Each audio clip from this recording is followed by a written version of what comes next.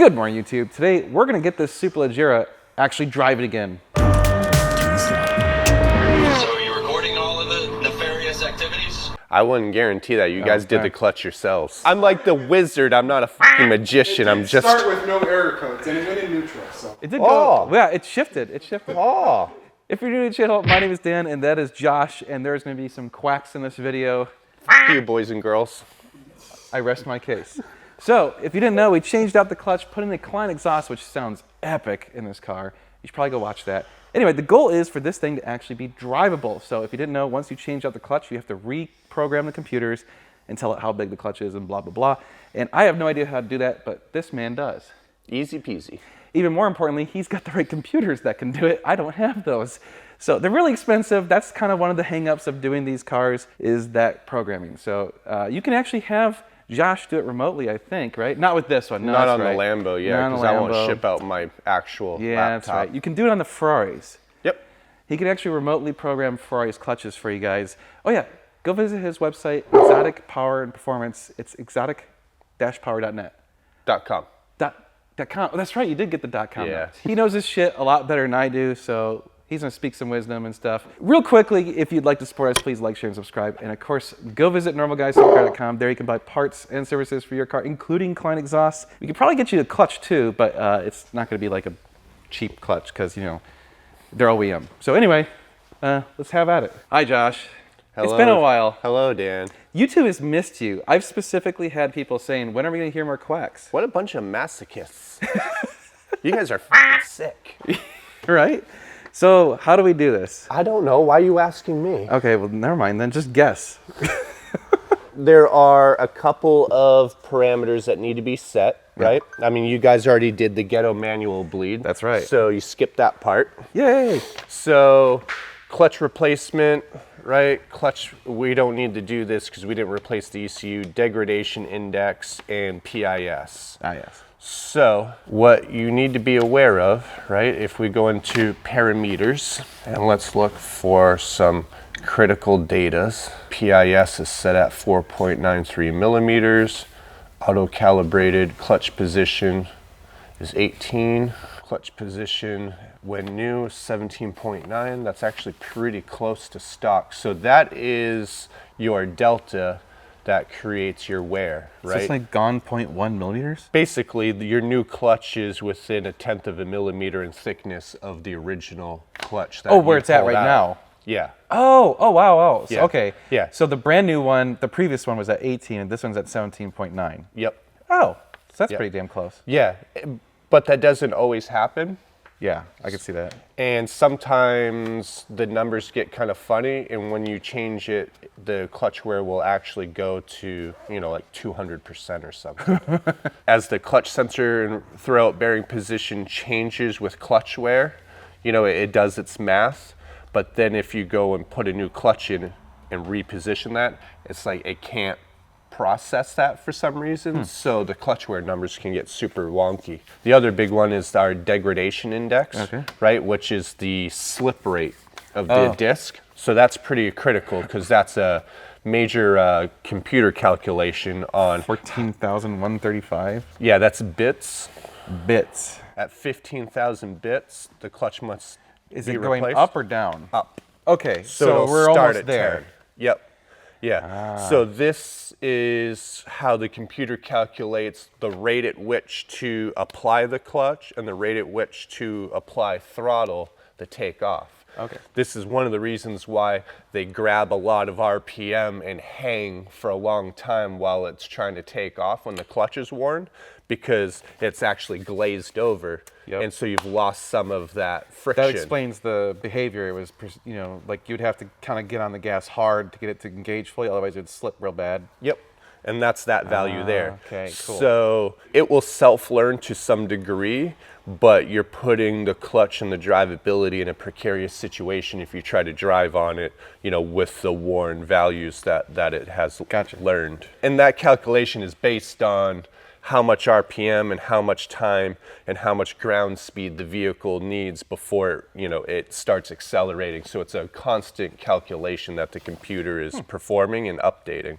So we want to reset that as well. because that will affect the drivability. So you can see here on the software, there is no clutch wear.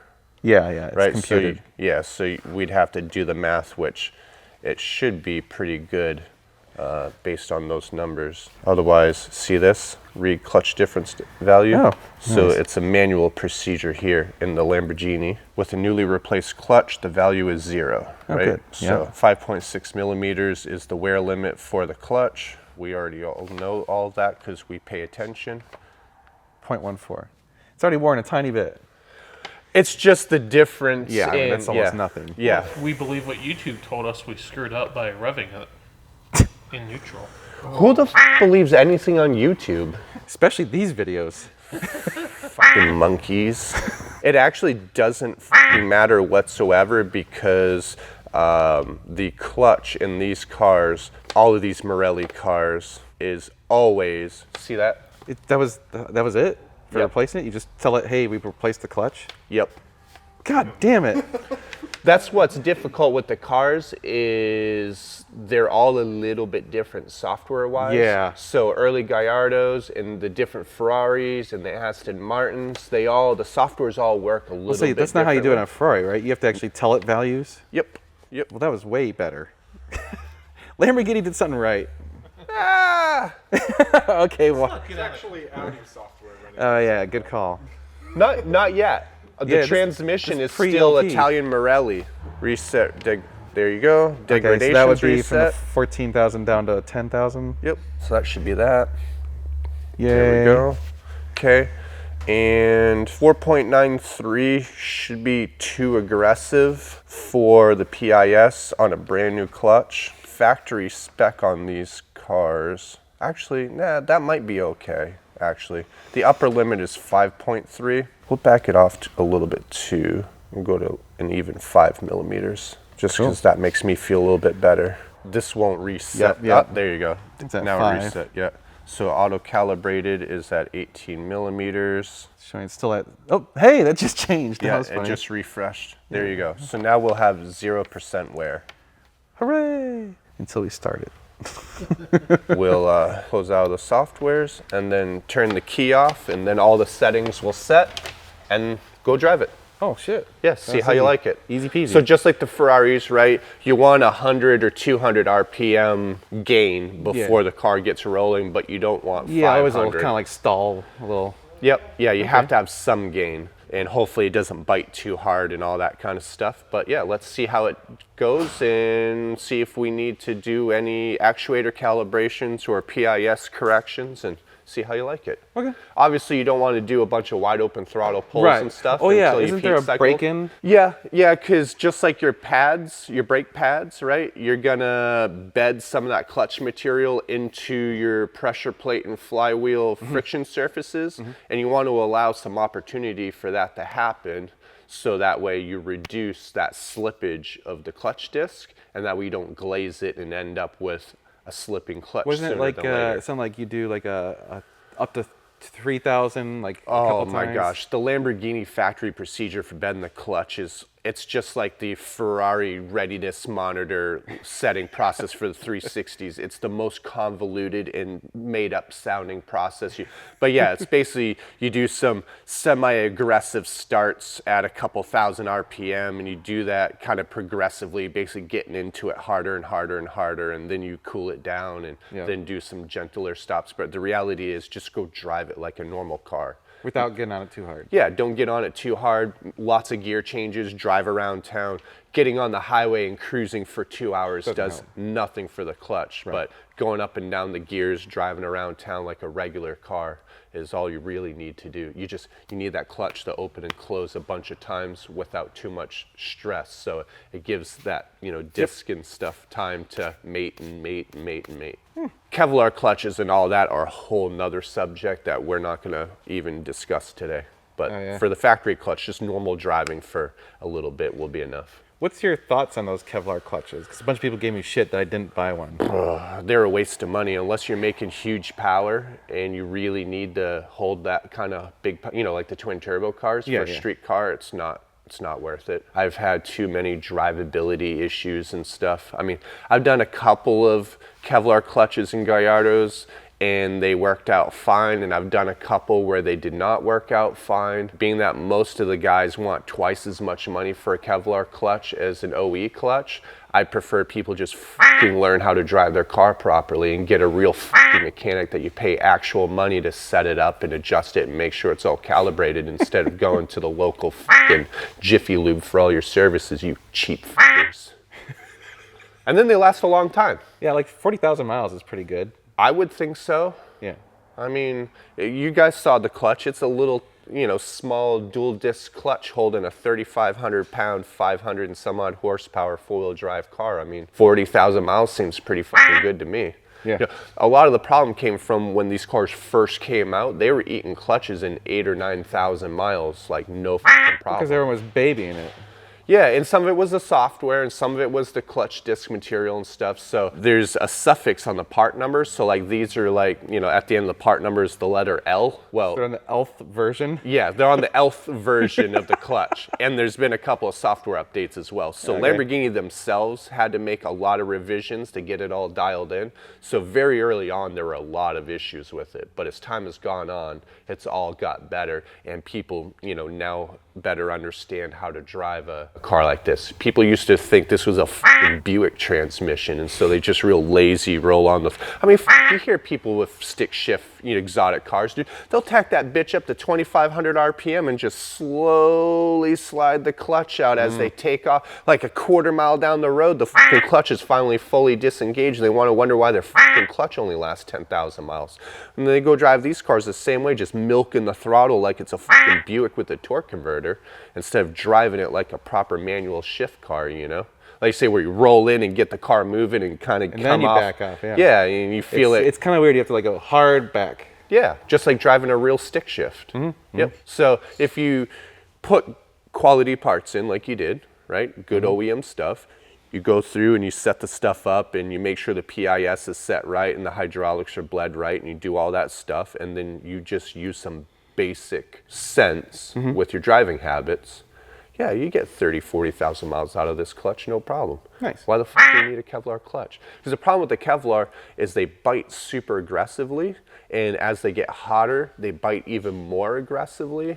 So you can get chatter and those issues like we're talking where when Especially you low set, speed, then it's gonna be terrible. well, that's what I'm saying with takeoff, right? So like we're talking where you have the PIS set too tight, so it tries to stall the motor, so it releases the clutch. Yeah. And then it's like, okay, we're good. And then it'll engage the clutch, and then it tries to stall the motor again, and so it releases the clutch, and you end up in this, you know, death cycle. Well, Kevlar clutches can do that sometimes. We're actually taking a Kevlar clutch out of the supercharged V8 Audi R8 I've got in the shop because it drives okay until it gets hot, and then like the guy can't back out of a parking space because the reverse gear ratio is, you know, equal to like a second gear in most cars. So if it's hot enough, the fucking car won't back up because stall. it keeps trying to, it bites so hard it keeps trying to stall the motor, and it's really not necessary to have that much clutch in the car. Do the maintenance and don't drive it like it's a fucking Buick. And it's fine. What you got against Buicks, man? They're fine when they're Buicks. I love Buicks, Just but especially turbo Buicks. Oh yeah, there we go. I drive a Regal. Hell yeah. Well, I mean, maybe not now that people are paying 50 grand for them, but yeah, that's my general opinion on it.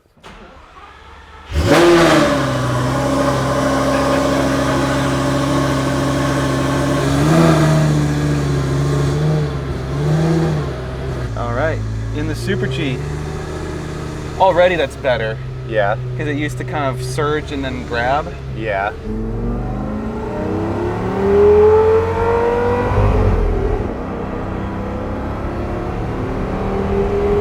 Oh yeah, that feels smoother. Yeah, we might have a little room to tweak that PIS. It might not Yeah. need to be at 5 mil like I have it, but we'll let it go through some gear changes. Oh, exhaust is good. I love me some Klein. Yeah. These old 5 liters, they have a really nice firing order to them that has this great Proper pitch. sound. Did you hear that thump? Oh, it's awesome. Like the later 5.2s are obviously a superior motor overall, which is why they're still using them, but The sound is not as good. no, not nearly.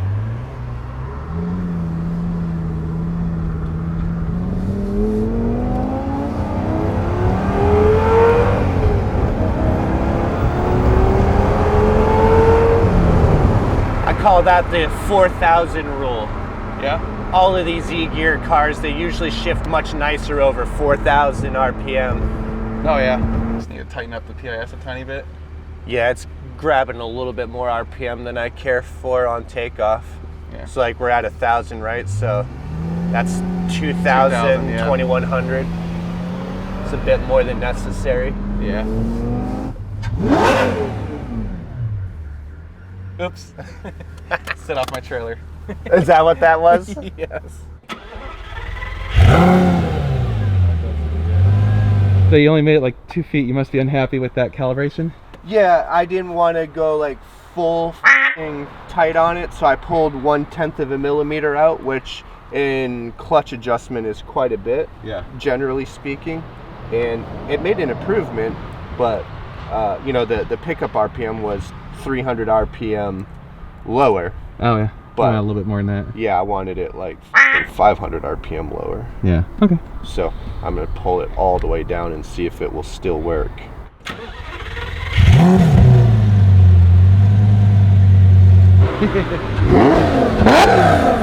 Holy crap, that's gnarly.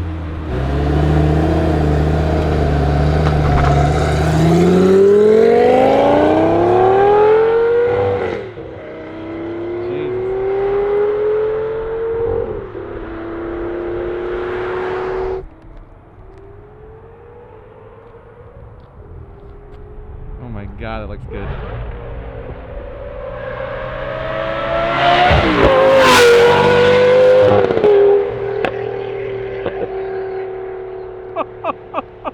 Holy shit, that sounds good.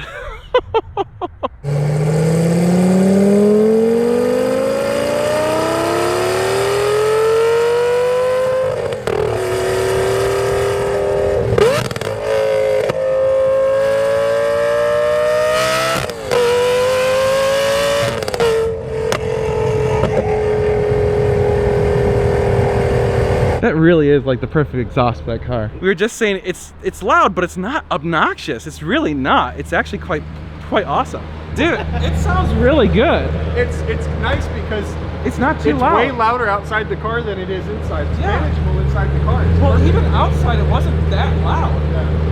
Yeah. It's like- pleasant. It's really nice. And we got a soccer mom and her son in the back seat laughing and waving at us and asking to race. That was fun.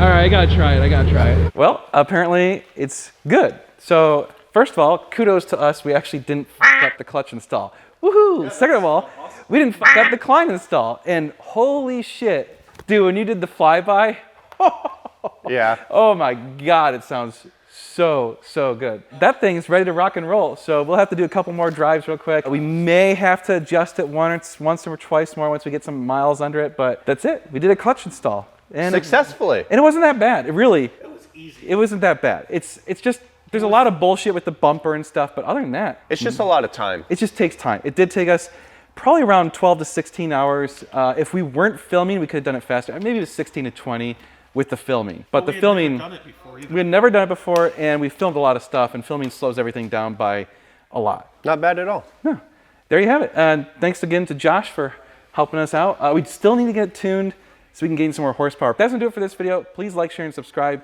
Hit the notification bell. And of course, go visit normalguysupercar.com. Use code NGS10. It hooks you up with 10% off. Better yet, go visit exotic-power.com. Hire this man for your services because, well, he kind of knows his shit. Kind of a dick, though. He is kind of a dick. I am not kind of a dick. I am the quintessential dick. You're 100%. As I told him last night, I said, he was talking about like COVID and blah, blah, blah. And I said, don't worry, you can't get it. You're full of piss and vinegar. So, That's probably the nicest thing you possibly could have said. you guys are amazing. We're going to be doing a lot more cool car stuff, so you're going to want to stay tuned. It's going to be sweet.